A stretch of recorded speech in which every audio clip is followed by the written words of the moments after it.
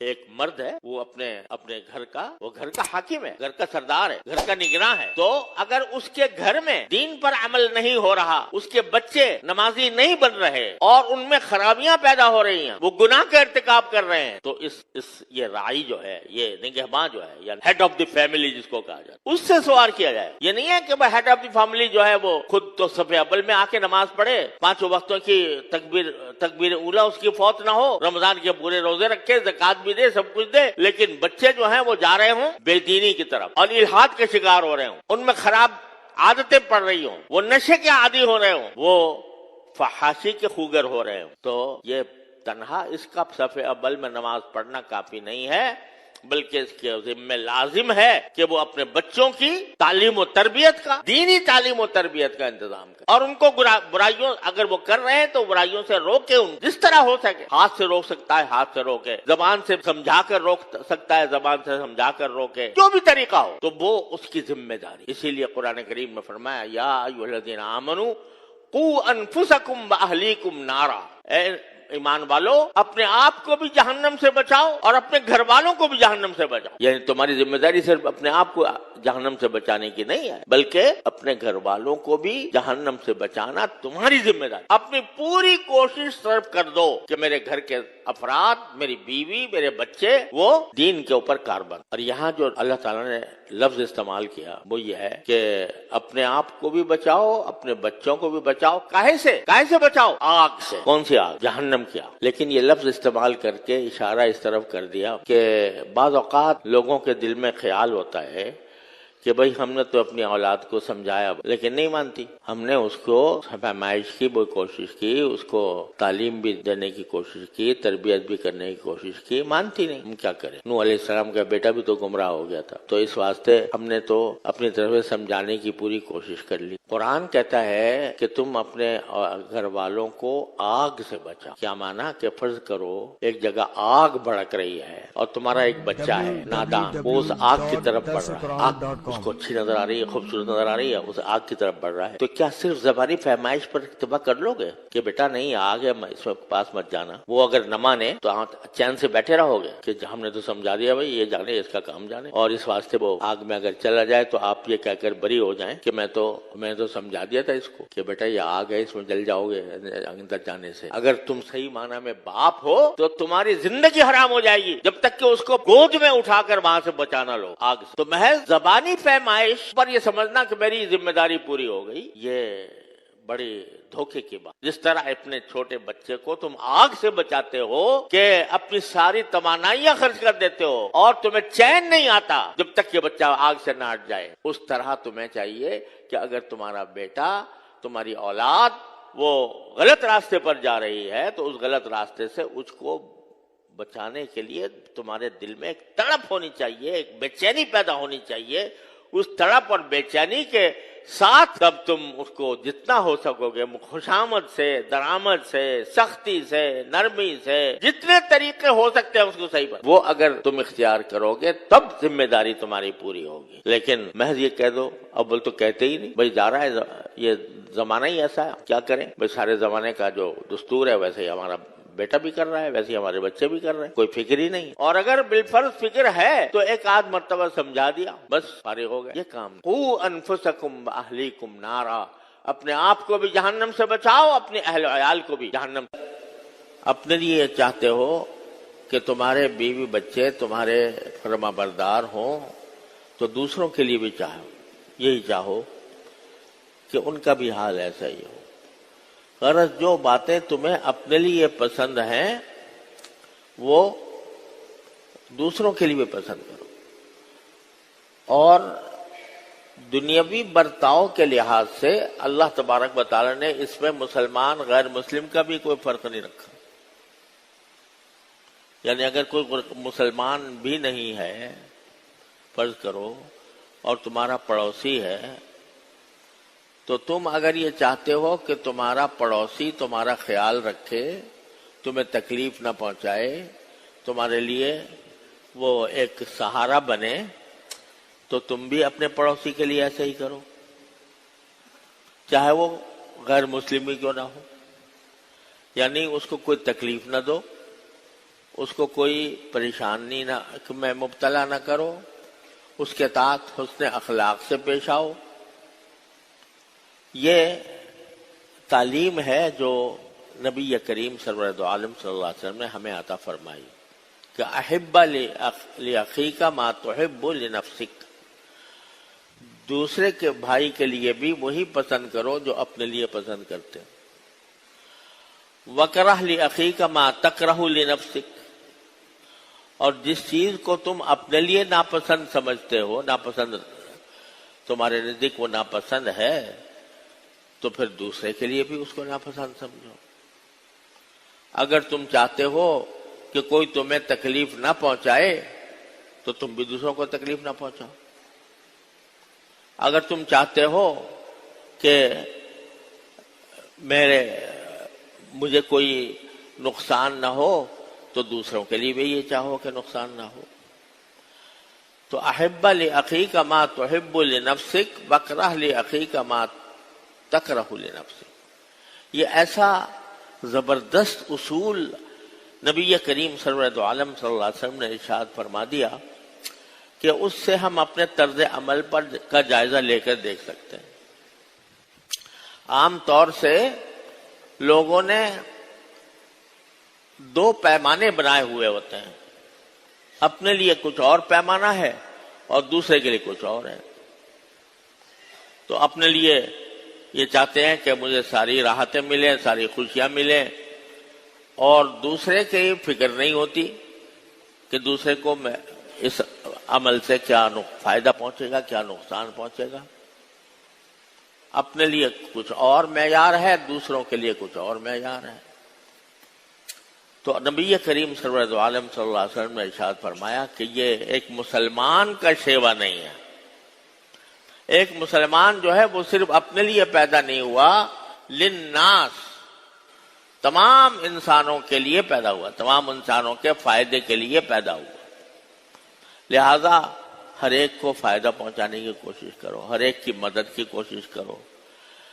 نبی کریم سرور دو عالم صلی اللہ علیہ وسلم سے ایک ارشاد یہ مروی ہے کہ آپ نے فرمایا کہ اگر میں کسی حاجت مند کی کوئی حاجت پوری کر دوں،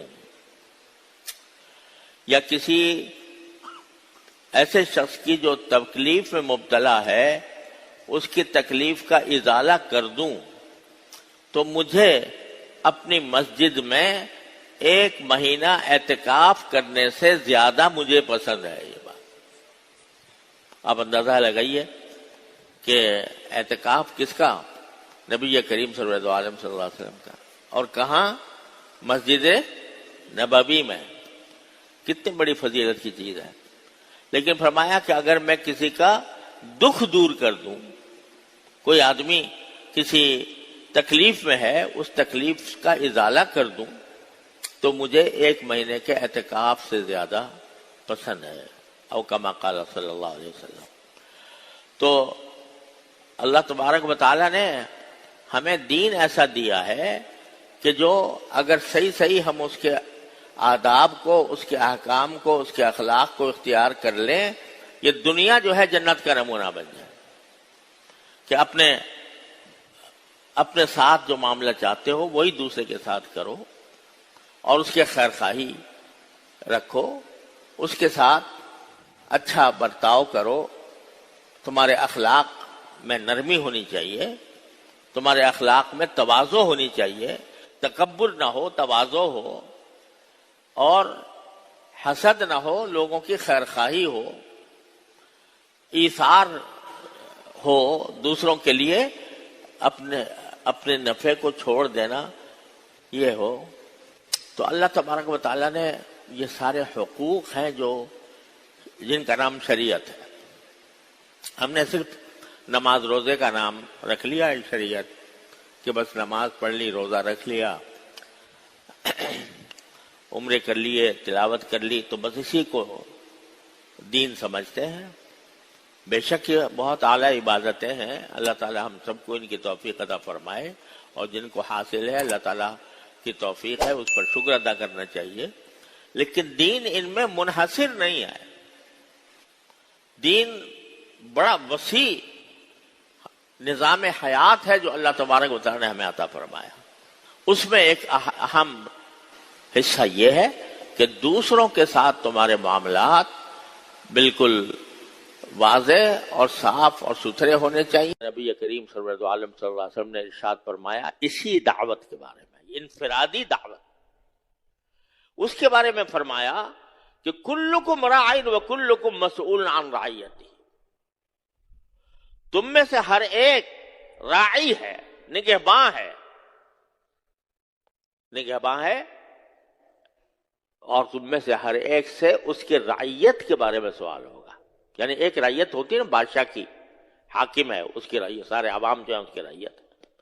رسول کریم صلی اللہ علیہ وسلم فرماتے ہیں کہ یہ رعیت سارے صرف حکمرانوں کی نہیں ہوتی، تم میں سے ہر ایک کی ہوتی ہے۔ کیا معنی؟ کہ مثلا جو امام ہے، یعنی جو حکمراں ہے، اس حکمراں کی جو اقتدار ہے وہ پورے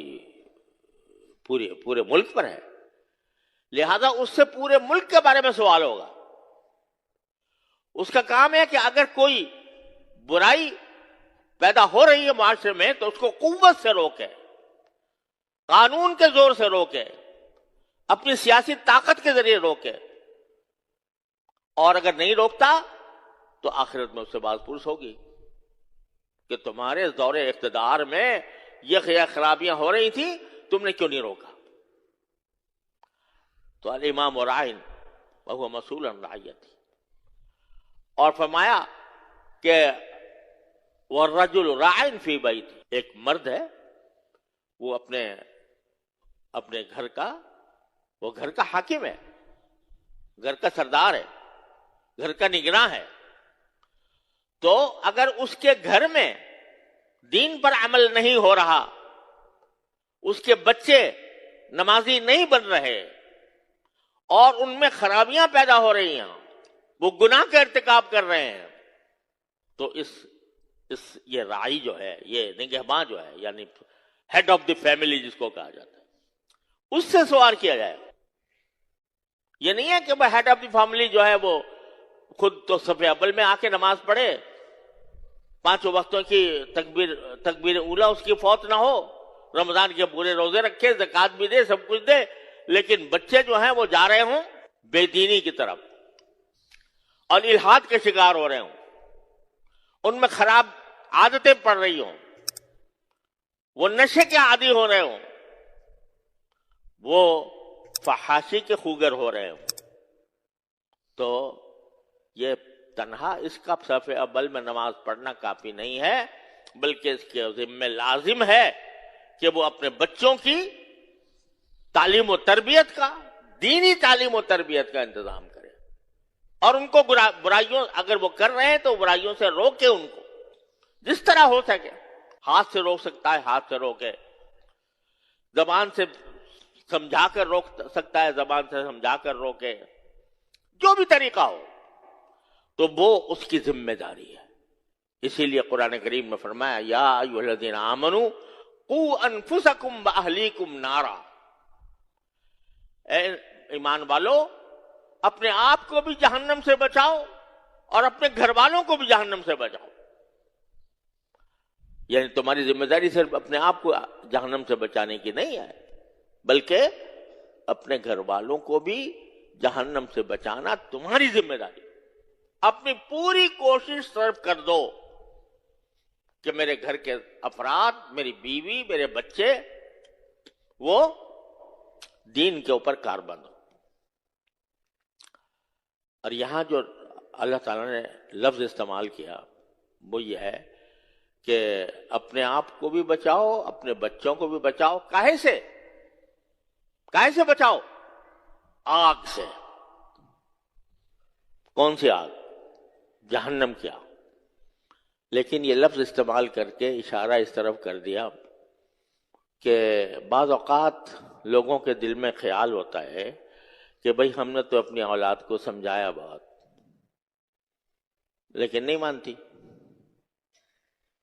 ہم نے اس کو پیمائش کی، وہ کوشش کی، اس کو تعلیم بھی دینے کی کوشش کی، تربیت بھی کرنے کی کوشش کی، مانتی نہیں۔ ہم کیا کریں؟ نوح علیہ السلام کا بیٹا بھی تو گمراہ ہو گیا تھا.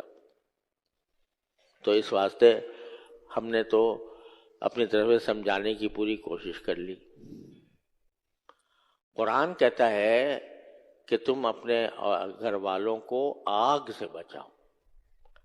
کیا مانا کہ فرض کرو ایک جگہ آگ بھڑک رہی ہے اور تمہارا ایک بچہ ہے نادان، وہ اس آگ کی طرف بڑھ رہا ہے. آگ اس کو اچھی نظر آ رہی ہے، خوبصورت نظر آ رہی ہے، اس آگ کی طرف بڑھ رہا ہے. تو کیا صرف زبانی فہمائش پر اتباع کر لو گے کہ بیٹا نہیں آگ ہے اس میں پاس مت جانا؟ وہ اگر نہ مانے تو آپ چین سے بیٹھے رہو گے کہ ہم نے تو سمجھا دیا بھائی یہ جانے، اس کا کام جانے. اور اس واسطے وہ آگ میں اگر چلا جائے تو آپ یہ کہہ کر بری ہو جائیں کہ میں تو سمجھا دیا تھا اس کو کہ بیٹا یہ آگ ہے، اس میں جل جاؤ گے اندر جانے سے. اگر تم صحیح معنی میں باپ ہو تو تمہاری زندگی حرام ہو جائے گی جب تک کہ اس کو گود میں اٹھا کر وہاں سے بچانا لو آگ سے. تو محض زبانی فہمائش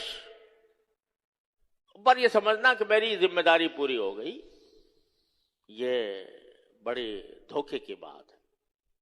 جس طرح اپنے چھوٹے بچے کو تم آگ سے بچاتے ہو کہ اپنی ساری توانائیاں خرچ کر دیتے ہو اور تمہیں چین نہیں آتا جب تک یہ بچہ آگ سے نہ ہٹ جائے، اس طرح تمہیں چاہیے کہ اگر تمہارا بیٹا، تمہاری اولاد وہ غلط راستے پر جا رہی ہے تو اس غلط راستے سے اس کو بچانے کے لیے تمہارے دل میں ایک تڑپ ہونی چاہیے، ایک بے چینی پیدا ہونی چاہیے. اس تڑپ اور بے چینی کے ساتھ تب تم اس کو جتنا ہو سکو گے خوشامد سے، درآمد سے، سختی سے، نرمی سے، جتنے طریقے ہو سکتے ہیں اس کو صحیح پر وہ اگر تم اختیار کرو گے تب ذمہ داری تمہاری پوری ہوگی. لیکن محض یہ کہہ دو، اول تو کہتے ہی نہیں، بھائی جا رہا ہے، یہ زمانہ ہی ایسا ہے، کیا کریں بھائی، سارے زمانے کا جو دستور ہے ویسے ہی ہمارا بیٹا بھی کر رہا ہے، ویسے ہی ہمارے بچے بھی کر رہے ہیں، کوئی فکر ہی نہیں ہے. اور اگر بالفرض فکر ہے تو ایک آدھ مرتبہ سمجھا دیا بس فارغ ہو گئے. یہ کام نہیں ہے. قو انفسکم واہلیکم نارا، اپنے آپ کو بھی جہنم سے بچاؤ، اپنے اہل و عیال کو بھی جہنم سے بچاؤ. تو یہ ہے کہ انسان اپنے گھر میں راعی ہوتا ہے، نگہباں ہوتا ہے، وہ حاکم ہوتا ہے، حاکم کا ہوتا ہے. اور فرمایا والمرأۃ راعیۃ فی بیت زوجہا، عورت جو ہے وہ اپنے شوہر کے گھر میں نگراں ہے. یعنی جب شوہر تو چلا جاتا ہے کام پہ اور گھر کا سارا کام خواتین کرتی ہیں، تو وہ خواتین جو ہیں وہ بھی نگراں ہیں. کاہے کی نگراں ہیں؟ کہ ان کے گھر میں کوئی ناجائز کام نہ ہو.